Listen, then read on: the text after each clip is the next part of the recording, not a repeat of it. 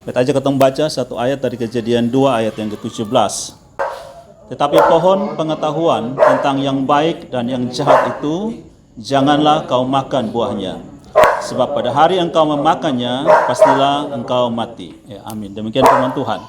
Satu ayat yang ketemu baca ini menjadi semacam apa ya? Pembicaraan atau perdebatan antara iblis dengan Hawa di Taman Eden. Ini peristiwa firman Tuhan ini Tuhan sampaikan kepada Adam. Waktu Tuhan sampaikan firman Tuhan ini, Hawa belum ada. Hawa itu muncul setelah ayat 18-19 gitu. Tuhan sampaikan kepada Adam. Nah, ketika dalam Kejadian pasal 3, iblis dia memakai ular waktu itu, dia muncul di Taman Eden, dan satu hal yang penting yang ketong perlu belajar untuk mengenal kebenaran, karena Tuhan Yesus katakan bahwa senjata iblis itu adalah dusta gitu. Dan kita tahu biasanya orang yang tukang tipu itu selalu lebih kreatif dari orang yang jadi korban tipu. Kita sering tahu juga bahwa pencuri, penjahat cenderung lebih kreatif daripada polisi. Makanya polisi dengan susah payah terus belajar bagaimana untuk bisa mengalahkan kreativitas dari pencuri gitu ya. Itulah salah satu alasan pentingnya kenapa kita belajar firman Tuhan. Kita belajar kebenaran. Yesus katakan bahwa akulah jalan dan kebenaran dan hidup gitu ya. Yohanes 17 ayat 17 dia bilang bahwa kuduskanlah mereka dalam firman-Mu, firman-Mu adalah kebenaran gitu ya.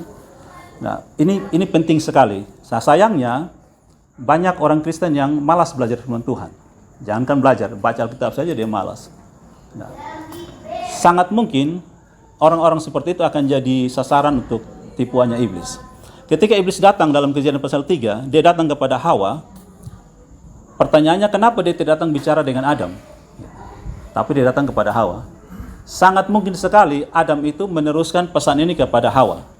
Makanya ketika iblis bilang kepada Hawa, iblis kan datang dengan dia memutar balik 100% firman itu. Kan Tuhan bilang kan semua buah pohon di taman ini boleh kau makan. Boleh kau makan gitu ya. Tapi yang di tengah itu, pengetahuan yang baik dan jahat, jangan kau makan. Nah, iblis datang kepada Hawa, dia bilang, bukankah Tuhan bilang semua buah pohon di taman ini tidak boleh kau makan? Dia balik 100%, 180 derajat gitu. Tapi Hawa menjelaskan bahwa bukan seperti itu. Jadi berarti sangat mungkin Hawa sudah dengar dari Adam. Tapi Hawa ketika dia dengar, dia menambahkan ya, kalau Tuhan bilang jangan kau makan, tapi Hawa bilang bukan saja makan, raba saja mati. Nah, inilah berbahaya kalau kita tidak belajar firman Tuhan sungguh-sungguh. Kita bisa tambahkan, kita bisa kurangi gitu, pesan itu. Nah, ketika Tuhan mengatakan bahwa buah pohon dalam taman ini boleh kau makan, itu Tuhan memberikan kebebasan gitu, kemerdekaan kepada Adam dan Hawa. Tapi ketika Hawa dia menjawab bahwa bukan saja raba saja mati, berarti Hawa melihat dari keterbatasan, seolah-olah Tuhan membatasi dia punya ruang gerak gitu. Nah, jadi dan pesan yang tadi kau baca dalam Kejadian 2 ayat 17, di situ jelas-jelas dikatakan bahwa saat kau makan, kamu mati. Nah, kalau kau lihat dalam Kejadian pasal 3, peristiwanya tidak ada kematian di situ. Tidak ada kematian yang terjadi. Walaupun kau tahu, setelah itu dalam pasal 4, pasal 5 seterusnya Adam dan Hawa mati, mereka umur ratusan tahun mereka mati. Nah, memang kalau Alkitab bicara soal kematian itu ada 3 jenis kematian sebenarnya kalau kita bicara. Kematian yang pertama, kematian fisik, jasmani. Kematian yang kedua, itu kematian spiritual. Nah, yang Adam dan Hawa alami ketika mereka makan buah itu, mereka mengalami kematian spiritual. Nah, bukti dari kematian spiritual adalah mereka takut bertemu dengan Tuhan. Jadi ketika Tuhan datang cari, nah inilah keunikan kabar baik dari firman Tuhan juga. Ketika manusia jatuh dalam dosa, dia punya respon aktifnya adalah menghindari Tuhan. Adam dan Hawa bersembunyi. Tapi respon aktifnya Tuhan mencari mereka gitu. Nah, keunikan juga adalah orang berdosa masih bisa dengar suara Tuhan. Adam ketika dia jatuh dalam dosa, dia masih dengar ini langkah kaki Tuhan. Karena dia tahu ini Tuhan datang cari, makanya dia berlari. Dia bersembunyi. Nah, ini ketong bisa refleksi masing-masing untuk punya diri. Di dalam hati nurani kita ini, jadi Alkitab kan bilang dalam Roma kita semua telah berdosa dan telah kehilangan kemuliaan Allah. Kemuliaan Allah dalam diri orang berdosa itu hilang, tetapi kemuliaannya sebagai manusia itu tidak hilang. Apa kemuliaan kita sebagai manusia? Kemuliaan kita sebagai manusia adalah kita punya hati nurani. Makanya kita tahu orang sejahat apapun, dia akan ajar dia anak itu baik. Minimal dia bilang, lu jangan sama ke beta. Dia hidup rusak, lu tidak boleh sama ke beta. Karena ada kemuliaan manusia, itu hati nurani dan akal budi. Itu kemuliaan kita. Itu tidak hilang dari diri kita. Nah, jadi inilah yang Tuhan izinkan kotong masih miliki, untuk dengan kemuliaan itu kotong mulai peka terhadap Tuhan, dan ketika kotong mendengar suara Tuhan, kotong merespon seperti itu. Nah, kemudian ya memang sampaikan sebenarnya di bagian ini tentang bagaimana Tuhan punya kasih karunia kotong dapatkan gitu ya. Nah, kematian yang ketiga, Alkitab bicara kematian yang ketiga adalah menurut Wahyu istilah kematian kedua. Kematian kedua itu artinya kita terpisah dari Allah selama-lamanya. Jadi ketika ada orang katakan bahwa ketika manusia lahir, mati itu adalah sebuah keniscayaan. Dia akan mati. Nah, tapi dan ketika kotong lahir sebagai manusia, otomatis kotong punya kematian spiritual. Makanya Yesus katakan kepada Nikodemus, kamu harus dilahirkan kembali. Ada peluang kita dilahirkan kembali menurut kasih karunia Allah. Nah, kita dilahirkan kembali supaya kita tidak mengalami kematian kedua. Yaitu ketika kita mati dalam dosa, tidak terima Kristus, kita akan terpisah dari dia selama-lamanya. Nah, sebenarnya beta pernah tanya di orang-orang, ketika orang mati sebenarnya apa yang kau tangisi? Yang kau tangisi itu esensi dari kematian, yaitu terpisah. Kita tahu dia tidak akan sama-sama dengan kita lagi. Itulah yang kita tangisi. Jadi kita mau bikin dia jadi mumi, mau dia di situ pun dia tidak akan respon lagi dengan kita. Kita juga mau omelin dia tidak tahu lagi. Seperti orang bilang mau omel di kubur pun orang tidak tahu lagi. Tidak bisa lagi ya. Itu yang kita tangisi. Nah, kematian yang kedua, terpisah dari Allah selama-lamanya, itu yang paling berbahaya. Kita tidak akan ketemu dia lagi. Tidak akan memandang wajah Bapa. Nah, ada satu bapa, dia punya 2 orang anak ya. Jadi yang dua ini nakal, jahat, setiap hari dia berdoa supaya bagaimana mereka bertobat. Berdoa sampai dia sakit dan mau mati, dia anak yang satu bertobat. Terima Kristus sebagai Tuhan selama pribadi. Lalu ketika dia sudah sekarat dan mau mati, dia panggil dua datang, lalu dia bilang di anak yang bertobat, dia bilang, Bapak sudah mau pergi, nanti kita akan ketemu.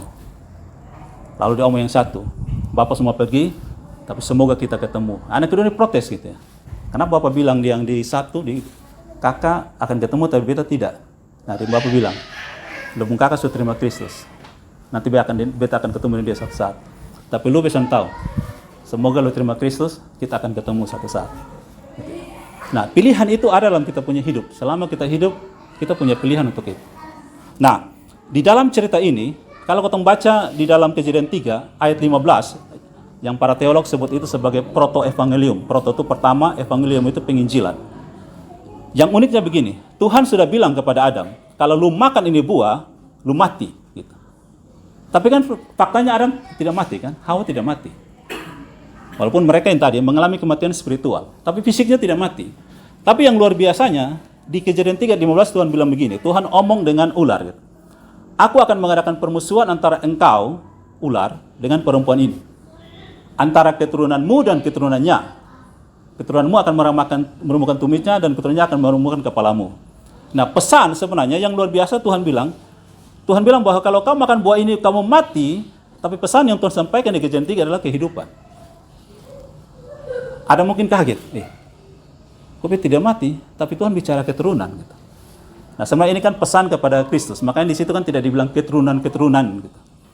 Tapi keturunannya. Itu bicara soal Kristus. Ya, kalau tahu faktanya Yesus hancurkan kepala iblis saya, maksudnya dengan dia mengalahkan maut, tapi dia pun itu dihancurkan waktu disalibkan. Nah, makanya kalau kita lihat di Kejadian 3 ayat 20-an, setelah Tuhan usir Adam dan Hawa keluar dari Taman Eden, Adam memberi nama, dia memberi nama kepada perempuan yang mendampingi dia itu, sebagai respon terhadap firman Tuhan di dalam Kejadian 3 ayat 15. Dia bilang, engkau akan disebut Hawa. Hawa itu artinya hidup. Ibu dari segala yang hidup. Jadi Adam meresponi kasih karunia Tuhan yang dia terima di Taman Eden. Jadi dia masih bisa mendengar suara Tuhan, dia masih peka terhadap langkah-langkah kaki Tuhan, lalu dia meresponi itu. Nah, makanya kita lihat, sekarang kan setelah di Kejadian 4, ketika Kain dan Habel lahir, kan mereka belajar menyembah Tuhan. Pertanyaannya, siapa yang ajar mereka menyembah Tuhan? Tidak ada kitab bilang Adam dan Hawa ajar mereka. Tapi pasti sebagai orang tua, mereka sadar mereka sudah terbuang dari Taman Eden, mereka lalu mencari bagaimana bisa bertemu dengan Allah itu. Yang waktu di dalam Taman Eden mereka leluasa bicara setiap hari, tapi ketika mereka sudah diusir keluar dari Taman Eden, hati nurani mereka itu, kemuliaan sebagai manusia itu mereka gunakan untuk mencari Allah. Makanya ketemu semua ini, Bapak-bapak, teman-teman semua, saudara, ketemu semua ini, ada orang bilang kita ini makhluk penyembah. Mau tidak mau kita akan menyembah sesuatu yang kita akui lebih kuat dari kita. Apapun itu. Kalau kita tidak ketemu Allah yang benar dalam Kristus, kita sembah Dia, kita akan sembah ini pohon, gunung, batu, materi, apapun kita akan sembah. Menyembah artinya ini, menyembah artinya kita menyerahkan hidup kita untuk itu. Kita akan mati demi apa yang kita sembah. Jadi orang kalau gila materi, dia akan kejar materi sampai mati.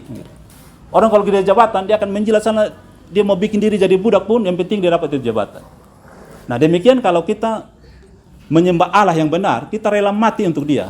Kalau lihat tokoh-tokoh Alkitab, mereka pencerita kematian martir, rela mati. Saint Petrus yang ceritanya disalib terbalik, dia rela demi apa yang dia sembah. Nah sekarang pertanyaan baik kita adalah, dalam hidup ini, apa yang kita sembah? Siapa yang kita sembah? Siapa yang paling kita agung-agungkan? Orang atau pribadi yang kita sembah adalah satu, tandanya, kita akan habiskan waktu banyak dengan dia, susah senang tetap sama-sama dengan dia, dan kita tetap hormati dia dalam segala keadaan. Itu tanda bahwa kita menyembah sesuatu itu. Apapun yang terjadi, kita akan menyembah dia. Nah, beta tutup dengan cerita. Kita lihat Yohanes pasal yang ketiga. Yohanes pasal 3 ayat 16, ini ayat yang kalau ketemu di gereja, khususnya di Gimit ya, kalau kita habis pengakuan dosa ada berita anugerah ya. Karena begitu besar kasih Allah akan dunia ini sehingga Ia telah mengaruniakan anaknya yang tunggal supaya setiap orang yang percaya kepadanya tidak binasa melainkan beroleh hidup yang kekal. Yesus, ini perkataan Yesus ketika dia bicara dengan Nikodemus. Nikodemus seorang pemimpin agama Yahudi, berarti dia pemimpin ibadah, dia pemimpin penyembahan kepada Tuhan. Dia datang kepada Yesus dengan pengakuan dua hal. Satu, Yesus engkau adalah Rabi. Yang kedua, engkau diutus oleh Allah. Itu pengakuan Nikodemus. Tapi ketika Yesus mendengar pengakuan Nikodemus ini, Yesus punya respon bukan, wah terima kasih ya, atau mari ketemu foto sama-sama, tidak. Yesus punya respon adalah, kalau engkau tidak dilahirkan kembali, kau tidak akan melihat kerajaan Allah. Dilahirkan kembali, kata kembali dalam Yohanes 3 ayat 3 ini dia bilang, kembali itu artinya kembali kepada rancangan Allah yang semula. Bukan masuk ke dalam rahim mama, tapi kembali kepada rancangan Allah yang semula.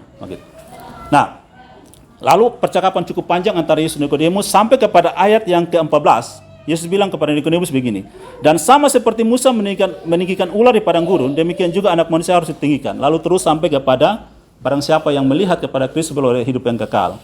Nah cerita ini unik sebenarnya. Unik karena apa? Yesus sedang flashback kepada peristiwa di padang gurun. Kalau bicara Musa berarti di padang gurun. Apa yang terjadi di padang gurun? Yang terjadi di padang gurun adalah ketika orang-orang Israel, mereka memberontak melawan Tuhan, karena lapar, haus, dan segala macam, mereka punya tekanan-tekanan, mereka memberontak lawan dengan Tuhan, lalu Tuhan marah, dan Tuhan perintahkan ular-ular tedung itu datang pagut orang-orang, dan banyak yang mati, mungkin ratusan ribu, mungkin jutaan, gitu. Banyak yang mati, terjadi teror besar-besaran di padang gurun. Semua orang yang masih hidup sekarat mulai berteriak-teriak bagaimana cara bisa selamat. Mereka berteriak-teriak, Tuhan dengarkan mereka punya teriakan, lalu Tuhan perintahkan kepada Musa, buat ular tembaga, mirip seperti yang pagut mereka itu. Lalu taruh di satu kayu, tinggikan. Dengan perintah, siapa yang lihat ular itu, yang mau sembuh, yang mau selamat, lihat ular itu. Lalu mereka, banyak yang lihat dan jadi sembuh. Pesannya apa? Pesannya ada dua. Pesan yang pertama adalah, Tuhan mau bilang kepada Musa untuk teruskan kepada orang Israel. Ini tafsiran ya, pesannya adalah begini. Ular yang pagut kamu itu, dia sudah disalibkan. Dia sudah mati. Artinya kematian yang sedang menyerang kamu itu sudah mati. Tidak usah takut lagi dengan itu. Nah, faktanya ketika Yesus disalibkan, Alkitab bilang Yesus itu tidak berdosa, tapi dibuat berdosa. Jadi ketika dia tersalib, dia hisap semua dosa itu, dia tanggung. Makanya siapa saja yang lihat Yesus dan percaya, ayat 16 bilang apa? Tidak binasa. melainkan beroleh hidup yang kekal. Pesannya adalah keselamatan itu 100% kasih karunia Allah. Orang di padang gurun kan tidak cari obat, toh? Tidak ada yang cari obat iman. Mau satu tabib mau sembuhkan jutaan orang, bagaimana kerjanya? Hanya lihat saja. Karena yang membuat kamu mati itu sudah tersalib. Yang kedua, pesannya yang tadi, bahwa siapa yang memandang kepada Kristus, dia beroleh hidup yang kekal. Nah, dari segala macam kita punya pergumulan hidup, kita punya masalah apapun, jawaban keselamatan cuma satu, ada dalam Yesus Kristus. Percaya tidak percaya, setuju tidak setuju, mau bilang masuk akal tidak masuk akal, itu fakta kebenaran. Itu fakta Alkitab. Nah, jadi ada banyak orang yang sering salah tafsir yang ayat 16 ini ya. Kejadian Yohanes 3:16. Banyak katanya kan begini, karena begitu besar gitu. Karena begitu besar kasih Allah. Kalau misalnya kita tanya, apa arti kata begitu? Karena begitu besar itu artinya apa? Dia dihubungkan dengan apa? Kalau kita bilang karena, itu kan berarti ada pembicaraan sebelumnya toh. Ada pembicaraan sebelum, baru kita bilang karena gitu ya. Ada banyak orang yang salah tafsir, kalau istilah di teologi mereka bilang lost in translation gitu. Ketika ditranslate ada makna yang hilang, yaitu mereka menghubungkan begitu itu dengan besarnya kasih Allah gitu. Jadi kalau kita tanya kasih Allah sebesar apa? Begitu besar gitu. Ya memang begitu besar. Tapi dalam teks ini kata begitu itu bukan mengarah kepada besarnya kasih Allah. Dia punya arti dari kata Yunani begitu itu artinya begini, likewise gitu. Jadi kan ayat 16 ini kan pasti muncul setelah ayat 14-15 toh. Nah, ayat 14-15 kan dibicara tentang Musa tinggikan ular di padang gurun. Nah, jadi sebenarnya dalam terjemahan mau bilang begini. Karena seperti itu Musa tinggikan ular di padang gurun, seperti itulah anak manusia akan disalibkan. Seperti itulah kasih Allah yang begitu besar gitu bagi kita semua. Kasihnya begitu besar. Nah, sehingga siapa yang memandang kepada kasih itu, kepada Kristus, dia selamat. Nah, ini istilahnya kabar baik bagi kita. Kabar baik itu dia selalu bermakna, selalu berguna kalau disampaikan kepada orang yang tidak baik-baik. Dia akan menjadi sangat tidak berguna ketika kabar baik disampaikan kepada orang yang merasa dirinya baik-baik saja. Tidak ada gunanya. Sama seperti sebentar kau makan kenyang, kau keluar di situ, orang tawarkan gorengan, kau dengan mudahnya tolak. Gitu ya. Tapi ketika kita lapar, Amsal bilang orang yang lapar itu semua makanan enak begitu. Nah, kalau kita katakan Tuhan saya lagi tidak baik-baik saja, tolong saya, maka kabar baik ini akan menjadi berharga bagi kita. Nah, seperti Yesus punya pesan, barang siapa yang haus dan lapar akan kebenaran, dia akan dipuaskan. Nah, dan berharap kabar baik ini jadi bagian bagi kita, kita renungkan kita punya kehidupan, seperti apa kita menyembah Tuhan, siapa sebenarnya yang kita sembah, bagaimana kita menyerahkan diri kepada Tuhan. Nah, dalam konteks dengan Kakak Sari, Ibu Sari punya ulang tahun ya. Beta kalau ulang tahun ini beta selalu teringat di Alkitab itu hanya, kalau kita baca Alkitab dari Kejadian sampai Wahyu, hanya ada 2 orang yang ulang tahunnya dicatat di Alkitab. Kalau teman-teman atau saudara ketemu yang lain, tolong kasih tahu beta. Tapi setahu beta cuma ada 2. Yang pertama, ulang tahun Herodes. Herodes ulang tahun, hadiahnya apa? Kepalanya Yohanes Pembaptis. Waktu Salome menari, lalu Herodes bilang pada Salome, lu minta apa? Gitu. Bahkan setengah kerajaan pun aku berikan. Kenapa Herodes bilang seperti itu? Seperti tadi potong cerita, ya karena dia lagi mabuk. Dia lagi mabuk parah. Lalu dia omong mungkin habis desa, mungkin dia bisa, kalau betul-betul Salome minta setengah kerajaan, dia jadi miskin. Lalu Salome bertanya Dep Mama karena lagi marah dengan Yohanes Pembaptis, karena Yohanes Pembaptis kritik Dep Mama dan Herodes, tidak pantas kamu ambil istri saudaramu. Lalu Dep Mama pesan, bilang kepada Herodes minta kepala Yohanes Pembaptis. Herodes takut, dia kaget karena dia sangat hormati Yohanes Pembaptis, makanya dia tidak bunuh. Dia hanya penjarakan dan tidak bunuh. Dia sangat hormati Yohanes Pembaptis. Tapi karena dia terikat, dia punya perkataan itu, karena waktu dia lagi mabuk, dia perintahkan penggal kepala Yohanes. Cerita Firaun gitu ya. Waktu dia ulang tahun, dan hadiahnya adalah Yusuf menjadi pangeran di Mesir. Setiap potong ketika ulang tahun pasti kita ingin berkat dari Tuhan. Makanya kalau sebelum tiup lilin selalu dibilang make a wish gitu ya. Apa permintaanmu? Ya tentunya Kakak Sari bahkan kita semua punya permintaan yang baik-baik gitu ya. Tapi alangkah jauh lebih baik ketika kita punya permintaan kepada Tuhan adalah, Tuhan, aku ingin hidup kekal bersamamu. Hanya itu saja. Jangan ambil rohmu yang kudus daripadaku. Itu permintaan yang terbaik yang akan mengikat kita di dunia ini, di bumi ini sampai ke surga. Kita tetap bersama-sama dengan dia. Raja Daud, dia sangat kaya, dia punya segala sesuatu, sampai hari ini ribuan tahun orang tetap mengagumi dia. Tapi dari segala kejayaan dan kehebatan dia permintaan kepada Tuhan cuma satu. Jangan ambil rohmu yang kudus daripada aku. Ketika dia jatuh dalam dosa, persinahan dengan Batseba, dan resikonya, akibatnya dia punya anak hasil persinahan itu mati. Dia nyanyikan Mazmur 51, salah satu bagian di situ dibilang, jangan ambil rohmu yang kudus daripada aku. Dan ya kita berharap kita semua punya pergumulan dalam hidup cuma itu. Ketika kita dapatkan Tuhan, sebenarnya jawabannya kita dapatkan seluruh dunia ini, bahkan surga pun kita dapat. Tapi kalau kita hanya dapatkan materi, bisa jadi kita kehilangan kerjaan surga. Dan apapun keadaan kotong pada saat ini, seberapapun kotong punya kehidupan, baik fisik, tubuh ini, atau materi yang Tuhan kasih, talenta apapun juga itu, jangan biarkan semua yang kita punya di dunia ini membuat kita miskin di surga. Tapi biarlah dari semua yang kita miliki di dunia ini membuat kita jadi kaya dalam kerjaan surga. Biarlah firman ini mengganggu kotong punya hati, supaya kotong terus berpikir-pikir dan menggembuli kita punya hidup iman kita bersama dengan Tuhan. Mari kotong doa syukur untuk firman Tuhan.